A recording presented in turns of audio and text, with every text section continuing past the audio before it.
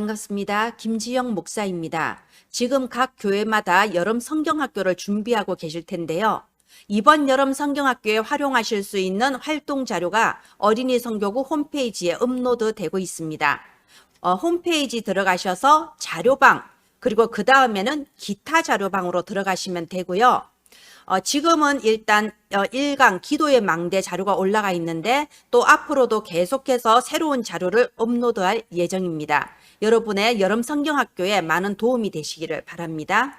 그리고 또 이 자리를 빌어서 이 자료를 만들어 주시고 흔쾌히 공유해 주신 렘넌트 교회 사역자님들께 감사의 말씀을 올려드립니다. 감사합니다. 오늘은 7월 학원보고마 중에서 2과 함께 나누고자 합니다. 하나님이 주신 구원은 믿음으로 누릴 수 있다. 이번 2과 같은 경우에는 제목만 딱 붙잡아도 될 것 같습니다. 이 시간 기도합니다. 하나님, 237 나라 모든 렘넌트 현장마다 성경적인 전도운동이 일어나게 하여 주옵소서. 하나님께서 예비해 놓으신 많은 렘넌트들이 하나님께로 돌아오는 렘넌트 부흥이 일어나게 하시고, 특별히 237 나라의 교회들의 신앙 색깔을 바꿀 무너진 교회를 다시 일으켜 세울 렘넌트 서밋들이 자라게 하여 주시옵소서. 이 일에 하나님의 도구로 오늘 또 심부름하고 있는 모든 부모님, 교사님들에게 갑절의 성령의 충만함을 부어 주시옵소서. 살아계신 주 예수님 이름으로 기도합니다. 아멘. 네, 서론 보도록 하겠습니다. 언제나 서론과 결론은 매주 반복을 하셔야 됩니다. 자, 이번 7월의 서론 같은 경우는 CVDIP의 여정이라고 잡았습니다. 이 CVDIP는 내가 방에 앉아서 머릿속으로 생각하면서 찾는 게 아니죠. 우리의 하루하루의 삶과 나를 둘러싸는 모든 환경과 만남과 사건 속에서 찾아 나가는 거죠. C가 뭔가요? 혹시 내게 지금 어려움도 있을 수 있고요. 이유를 알 수 없는 반복되는 문제가 우리 가문에 있을 수도 있고요. 또 이 시대 자체가 재앙시대, 정신병 시대, 중독 시대입니다. 이 모든 어려움과 문제들에 대해서 그 이유를 아는 것이 바로 C죠. 왜 이런 문제가 오는가? 그 근본 원인을 볼 수 있는 게 C고요. 그 근본 원인을 보는 눈이 열렸기 때문에 그래서 오직 그리스도로 결론 나는 것이 C입니다. 세상 사람들이 알지 못하는 영적 문제와 그리고 이 마귀, 흑암 권세에 대한 문제를 알고 오직 그리스도 외에는 다른 길이 없다. 오직의 결론 나는 것이 C죠. 그리고 그 속에서 하나님이 주시는 참된 비전을 발견하는 겁니다. 오직 그리스도 이 복음으로만 237 나라 살릴 수 있습니다. 오직 그리스도 이 복음으로만 우리 가문을 살릴 수 있습니다. 오직 그리스도 이 복음으로만 오고 오는 여러 세대를 살릴 수 있습니다. 그래서 내 육신의 비전이 아니라 하나님이 주시는 참된 비전, 세계복음화의 이 비전을 붙잡게 되는 거죠. 그리고 D는요, 이 세계복음화라는 시간표 안에서 그러면 나에게 주신 것이 무엇이냐? 하나님께서 나를 향하여 주신 나의 달란트, 나의 현장, 나의 것은 무엇이냐? 이거를 찾는 것이 D죠. 그러면 하나님께서 주신 비전과 이 드림을 어떻게 이룰 수 있냐? 우리의 능력으로는 안 됩니다. 하나님의 시공간 초월한 보좌의 능력으로만 되어지죠. 그래서 하나님의 형상, 이미지, 그래서 우리 인생의 목적은 결국 무엇인가요? 작품입니다. 하나님의 말씀이 현장에 성취되어지며 영원히 영광 올려드릴 작품을 남기는 것, 프랙티스, 이것이 목적이죠. 우리가 이 CVDIP를 발견해 나가고 그리고 CVDIP가 이루어져 나가는 것이 우리 하나님 자녀들의 평생의 여정입니다. 자, 그런데 CVDIP 중에 사실상 우리 렘넌트들이 가장 먼저 찾아야 될 것, 우리 렘넌트들에게 가장 중요한 것은 D죠. 하나님께서는 이 세계복음화라는 큰 비전 안에서 한 사람 한 사람에게 달란트를 주셨어요. 그 사람을 통하여 이루어 나가실 드림이 따로 있는 거예요. 그래서 어떤 사람은 목회자로, 어떤 사람은 선교사로, 어떤 사람은 또 산업인 중직자로 이렇게 하나님께서 각 사람에게 주신 나만의 드림을 찾는 거, 이게 가장 중요합니다. 이 드림은 내가 누군가와 뭐 적성검사를 하고 누군가와 상의를 해서 찾는 게 아닙니다. 하나님이 주시는 거예요. 그리고 24시 항상 누려지는 거죠. 그죠? 나에게만 주신 나의 드림, 이것을 찾을 때 우리의 인생이 서론을 넘어서서 본론으로 들어갈 수 있는 거죠. 본론 인생 되는 겁니다. 7월의 공과 중에서 오늘은 2과를 나누도록 하겠습니다. 하나님이 주신 구원은 믿음으로 누릴 수 있다. 1대지가 뭔가요? 유대인, 기독교인의 장점은 복음을 막는 것. 이 유대인은요, 굉장히 장점이 많은 민족입니다. 하나님께서 처음부터 택하신 민족이고요. 이 유대인을 통하여 예수 그리스도의 복음을 우리에게 주셨어요. 그런데 유대인들이 이 많은 장점을 가진 민족인데 그들에게 주신 장점이 오히려 이들이 복음을 막는 독이 되어버렸어요. 너무나도 우수한 민족이기 때문에 하나님의 말씀을 따라 율법과 제도와 전통을 만들어서 자기들 딴에는 정말 열심히 했는데 복음과 반대되는 방향이 되어버린 거죠. 이런 예화를 알려드리고 싶어요. 어떤 사람이 이 방 안에 엄청난 보물을 딱 이렇게 간직해 둔 거예요. 그리고 문을 탁 잠그고 자물쇠로 딱 채우고 그 열쇠를 아주 장점이 많고 충성되고 열심인 사람한테 열쇠를 맡긴 거예요. 이 방 안에 보물을 꼭 지켜야 된다. 그래서 이 사람은 충성되고 열심이고 장점이 많은 사람이기 때문에 정말 밤새도록 잠 안 자고 이 방을 지킨 겁니다. 그런데 어떻게 됐냐? 도둑놈이 창문으로 들어와서 보물을 다 훔쳐가 버렸어요.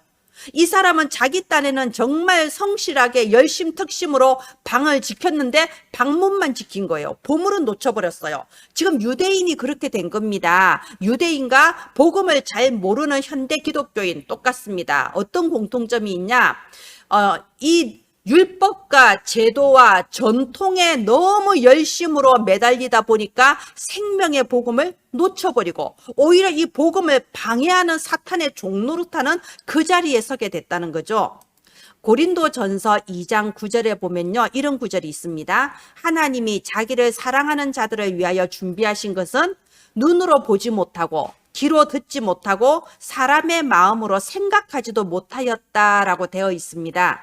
이게 무슨 말인가요? 하나님께서 우리에게 주신 이 생명의 복음은 우리 인간의 기준으로 이해할 수가 없는 거예요. 그런데 이 생명의 복음을 놓쳐버리고 내 기준을 더 강하게 가지고 내 생각을 더 강하게 가지니까 복음이 이해가 안 되는 겁니다. 이 유대인들이 그랬던 거예요. 유대인들은요, 자기들의 기준 안에서 자기들이 원하는 그리스도가 있었습니다. 강대한 군사력과 정치력으로 우리 민족을 해방시키고 우리 민족을 세계 최강대국이 되게 해줄 그런 그리스도를 자기 기준으로 딱 가지고 기다렸던 거죠. 그런데 막상 오신 예수 그리스도는 자기들이 생각하는 그리스도하고 너무 안 맞았던 거예요.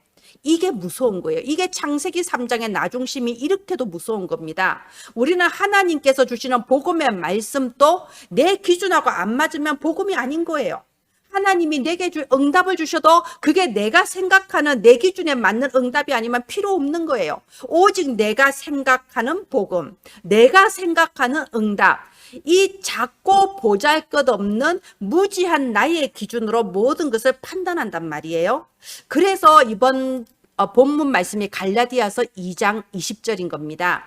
내가 그리스도와 함께 십자가에 못 박혔나니 내 기준, 내 고집, 내 생각.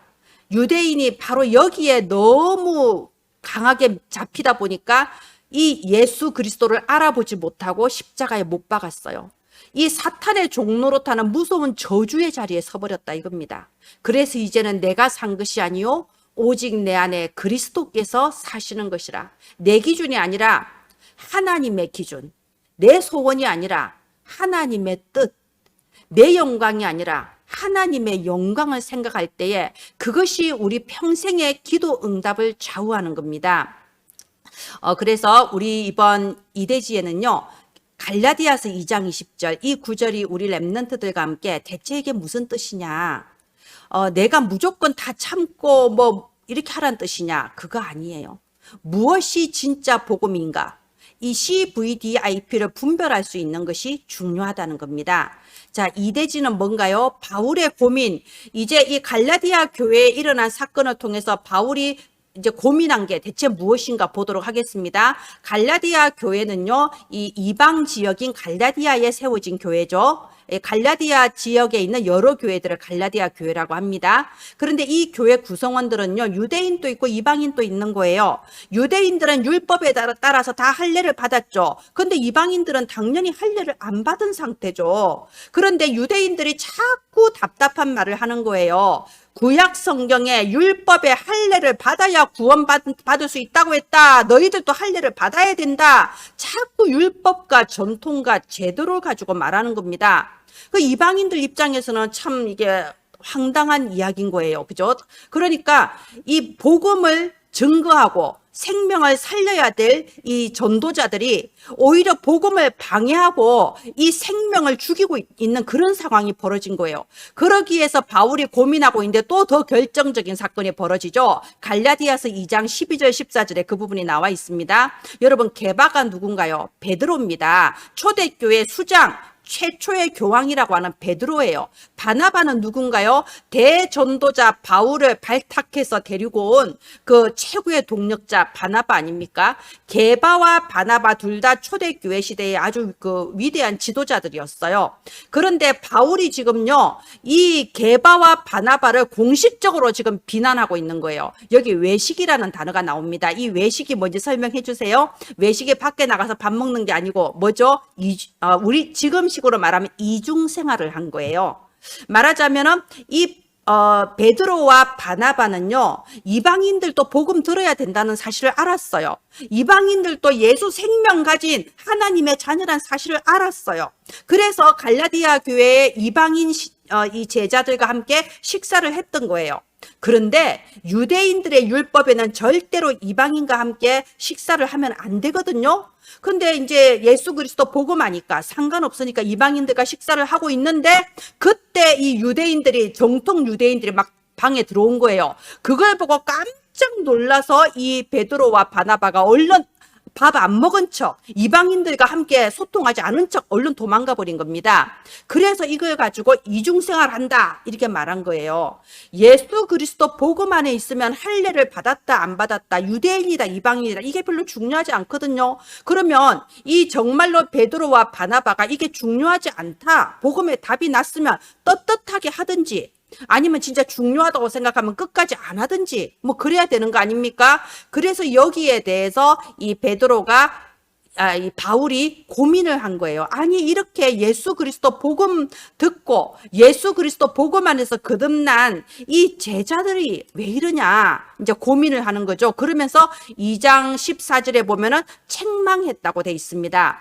너희들 자신도 유대인답게 살지 못하면서 왜 이방인들을 보고 유대인으로 살라고 그러냐. 말하자면 너희들도 지키지 못하는 율법을 왜 이방인 새신자들한테 강요하냐, 이렇게 책망을 냈다는 거죠. 그리고 이 바울은 이 갈라디아의 교회에 참된 복음의 메시지를 전하는 거예요. 맞습니다. 우리가 전해야 될 메시지가 바로 이 메시지죠. 뭔가요? 갈라디아서 2장 16절에 율법의 행위로 구원받는 것이 아니요 오직 그리스도를 믿음으로 말미암아 구원받는 것이다. 우리가 율법의 행위가 아니고 믿음으로 말미암아 의롭다 하심을 받았다. 이렇게 참된 복음의 메시지를 강력하게 선포를 한 겁니다. 그런데 저는 2장 17절, 18절, 19절도 중요하다고 생각합니다. 이렇게 오직 믿음으로 말미암아 구원받느니라, 율법의 행위로는 의롭다 하심을 얻을 자가 없느니라, 이렇게 참된 복음의 메시지를 선포하고 나면요, 2장 17절부터 19절에 보면 또 뭐라고 돼 있냐. 그렇다고 해서 우리가 죄인으로 드러나면 되겠냐? 그리스도가 죄를 짓게 하는 자냐? 그럴 수 없느니라 라고 되어 있습니다.